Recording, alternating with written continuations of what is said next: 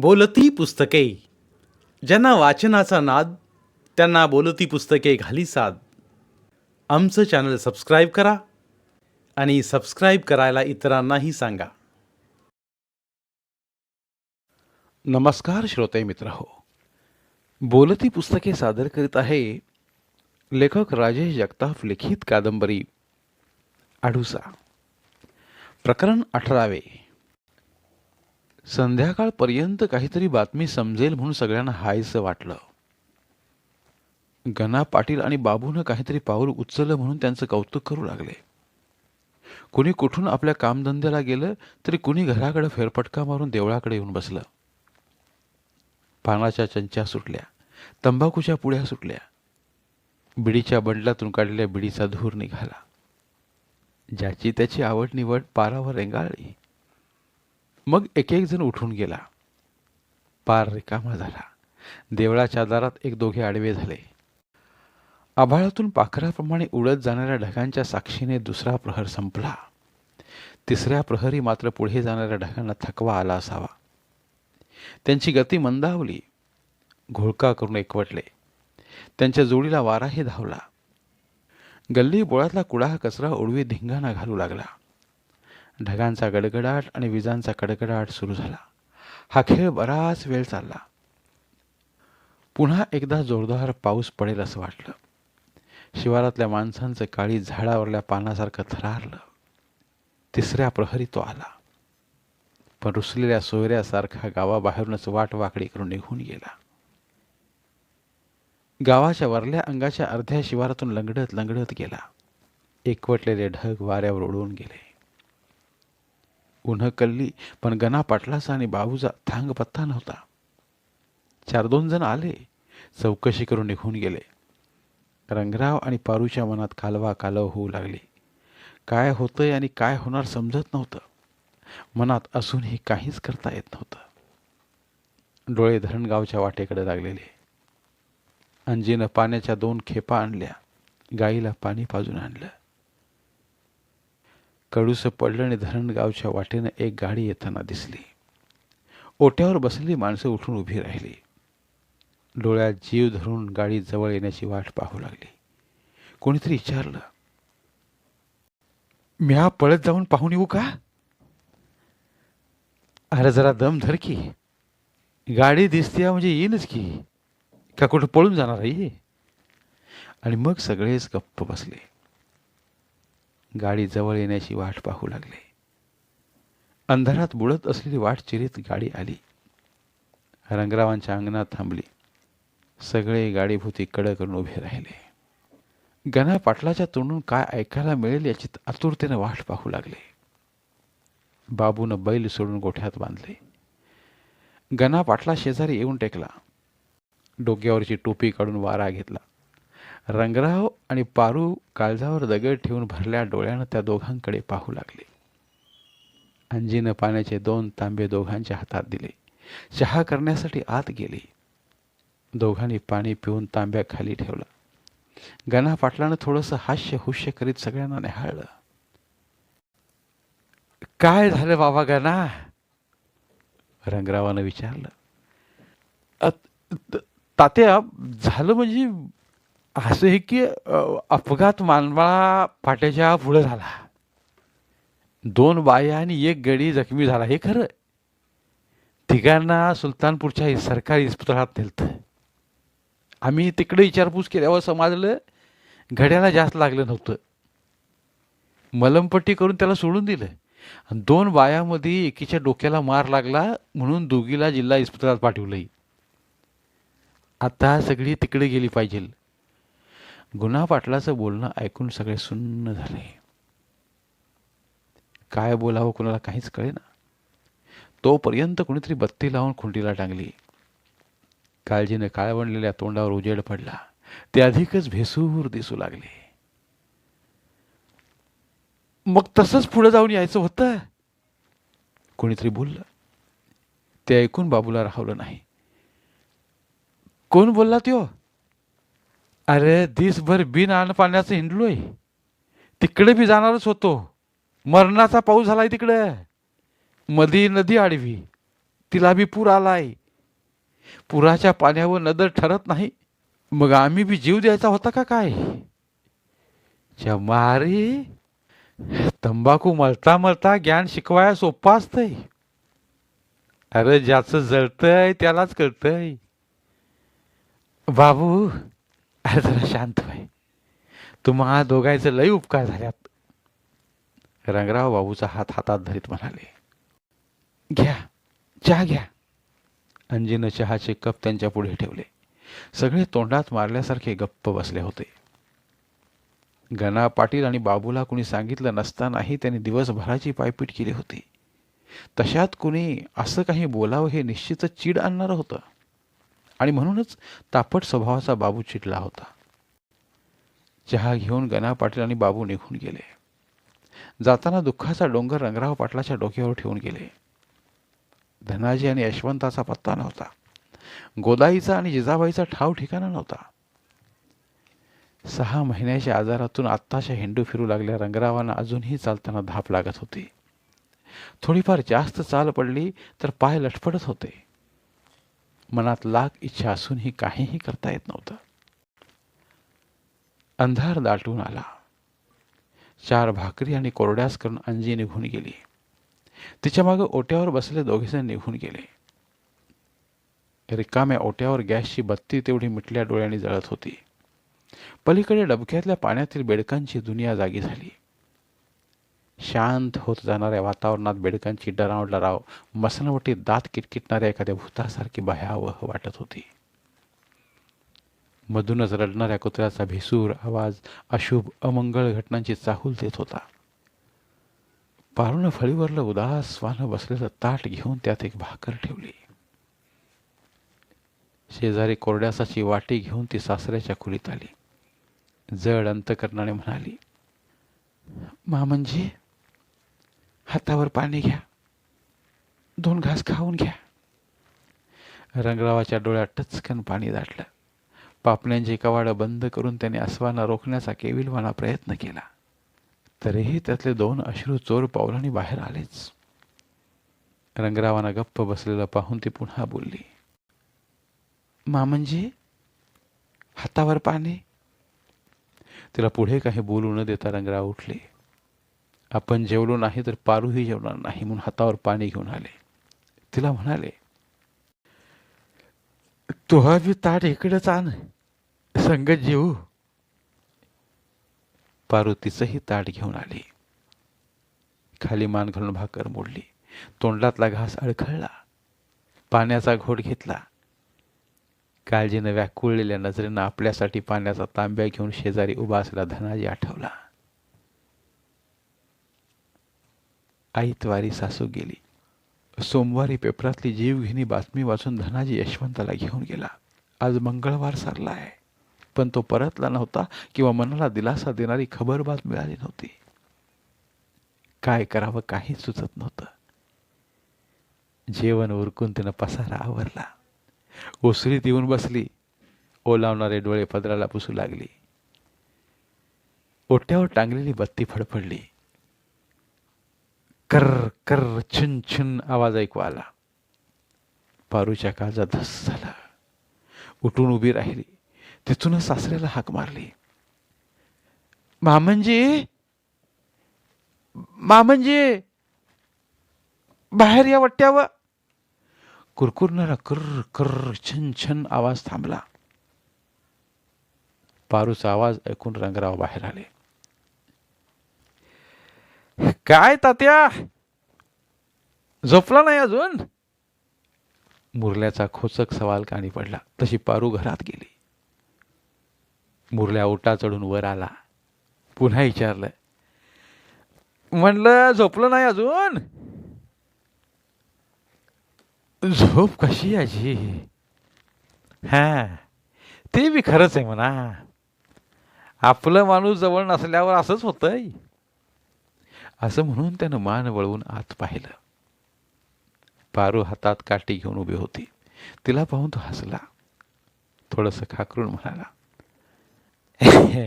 पर काय बी म्हणा तात्या, तुमच्या घराचे रीतिरिवाज पार बुडाले. मला तर वाटतंय अशानंच तुमच्या घरात सुख येत नाही. नशिबाचे खेळ आणि भोग असतात.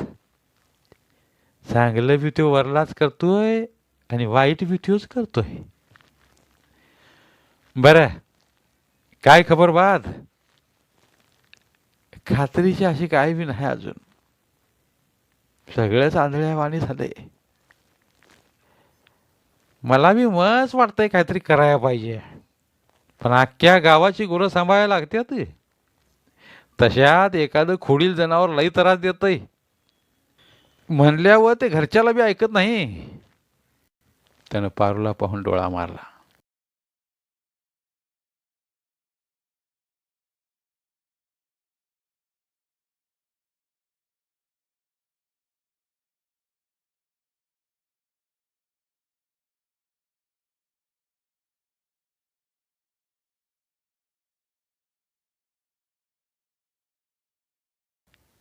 बरं आहे तात्या, काळजी घ्या.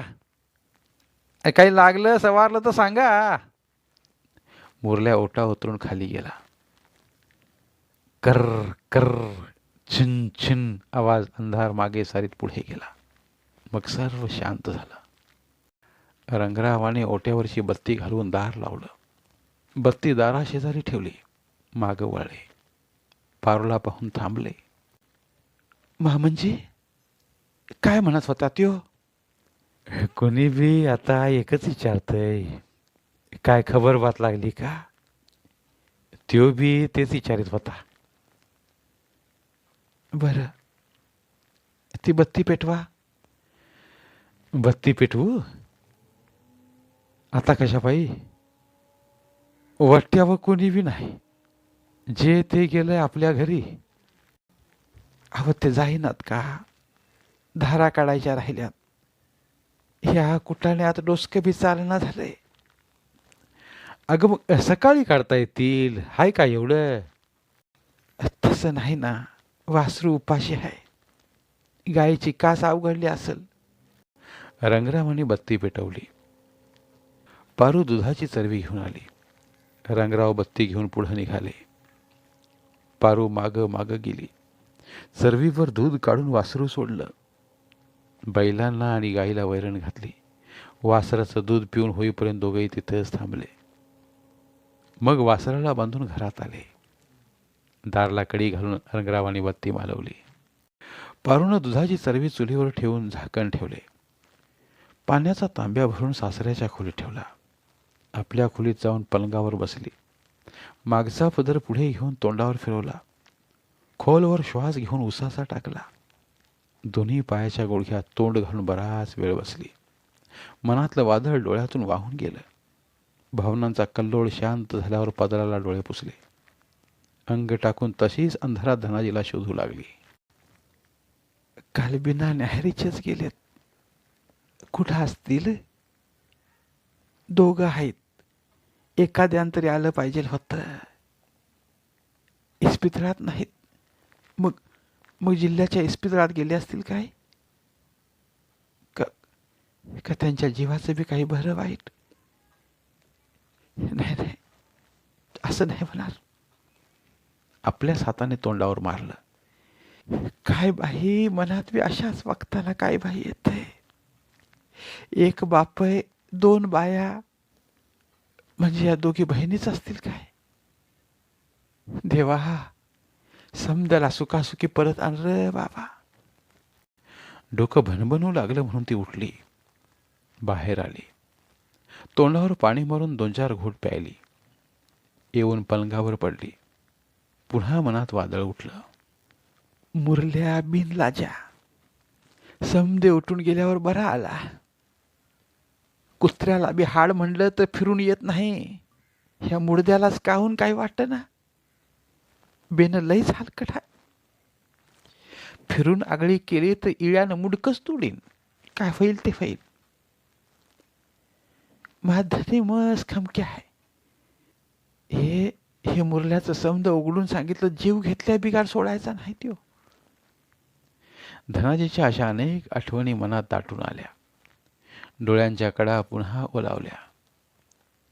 सुख असे वेशीवर आलं असताना हे असं का होतंय? सुख सोनं पावलाने घरात येणार की तसंच मागं फिरणार? हे येणारा काळच ठरवणार होता. पण तिला सुमीची आठवण झाली.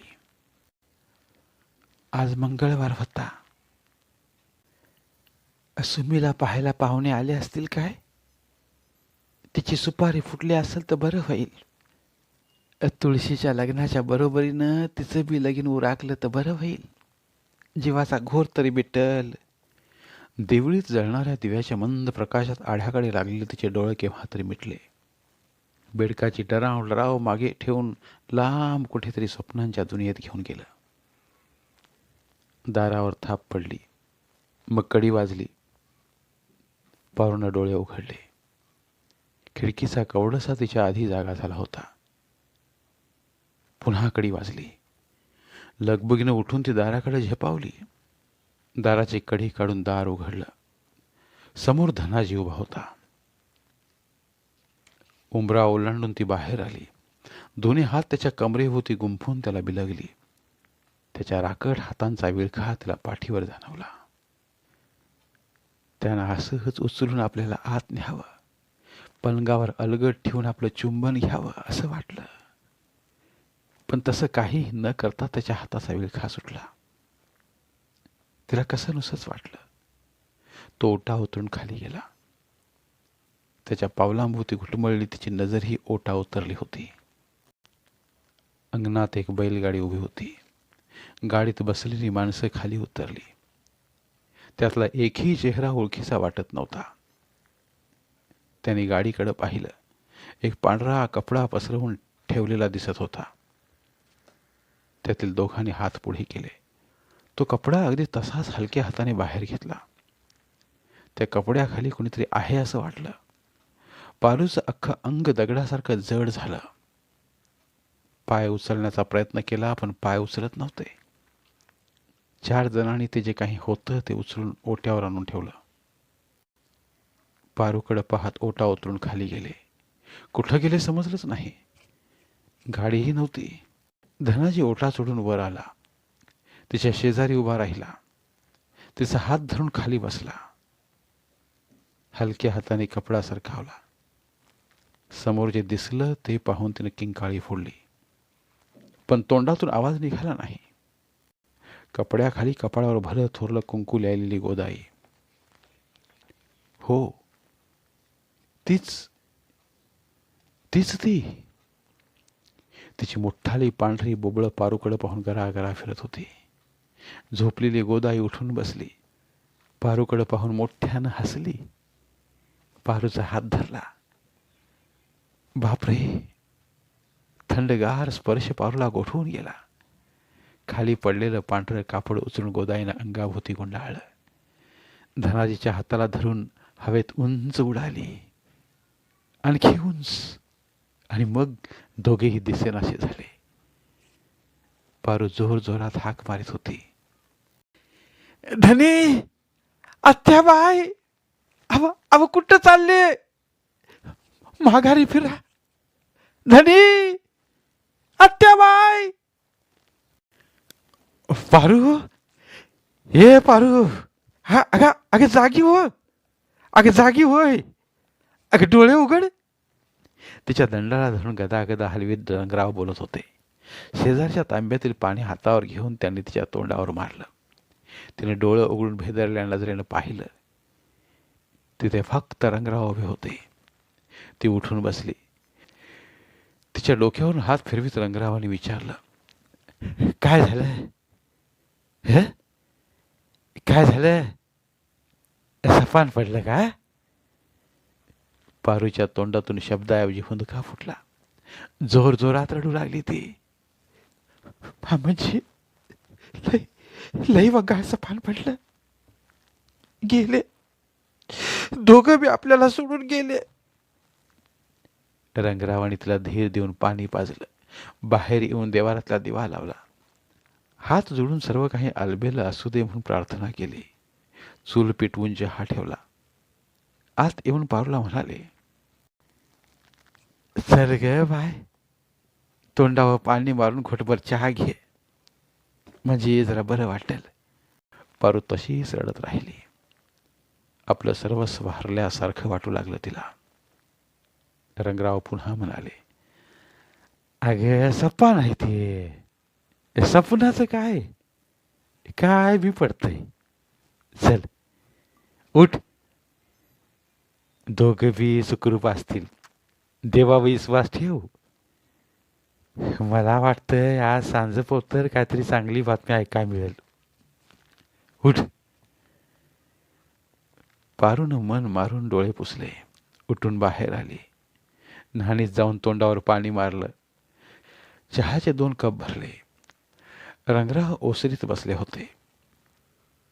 बाहेर येऊन तिनं 1 कप सासऱ्याला दिला, 1 स्वतः घेतला. तीही तिथेच टेकली. काळ्या कुट्ट अंधाराला मागं सारीत. उगवतीला झेंडू फुटला होता. झाकोळलेल्या वाटा उजळू पाहत होत्या. धन्यवाद. उर्वरित कादंबरी पुढील भागात.